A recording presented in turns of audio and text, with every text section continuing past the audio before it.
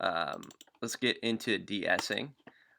So using a de-esser is really important because it takes this high, there's like weird frequencies sometime everywhere, I mean most of the time around 53 to like 5800, there's really like harsh sound, and you want to take that out.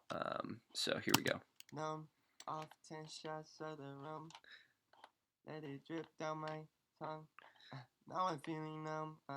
So like now I'm feeling numb. I'm numb off 10 shots of the rum. Let it drip down my tongue.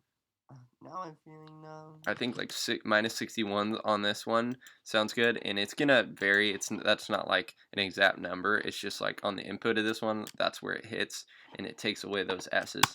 I'm numb off 10 shots of the rum. And then after that,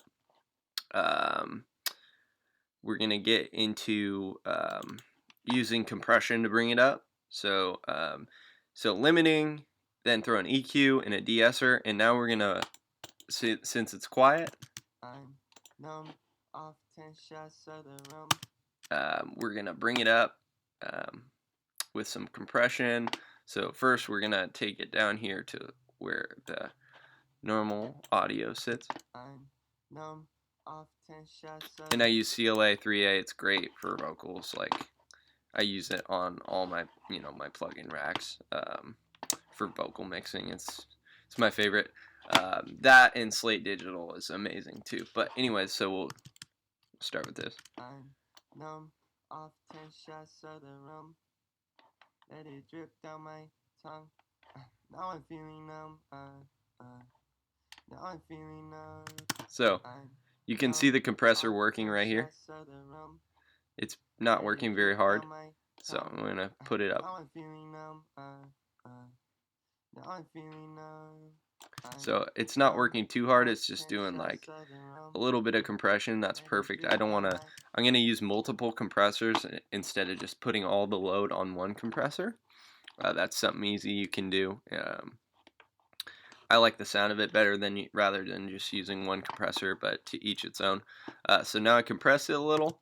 You can see it working right here, and then I'm going to bring it up with the gain. I'm numb off 10 shots of the rum.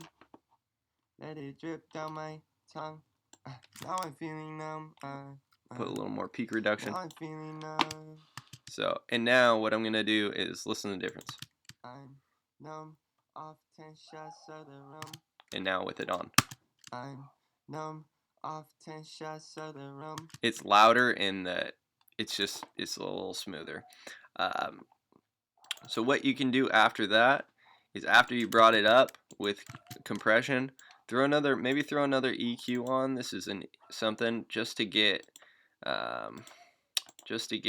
some of the sounds that came up with the compressor if you don't like them. So what we'll do. I'm numb off 10 shots of the rum. Let it drip down my tongue.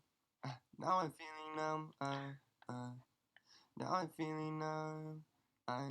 There were some lows that came up that I didn't like, but I'm numb off 10 shots of the rum. So I just rolled a little bit of the bottom off.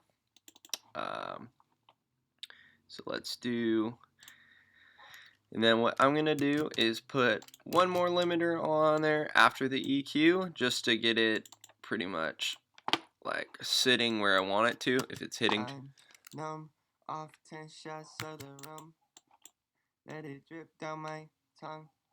Now I'm feeling numb. Now I'm feeling numb.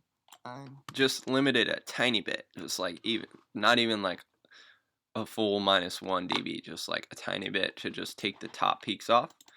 And this is again using kind of like the thing of using multiple limiters, not just stacking one. So anyways, we'll continue on with this. I'm numb off 10 shots of the rum.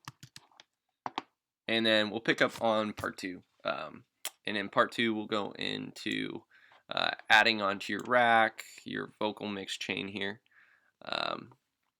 using some basic tools.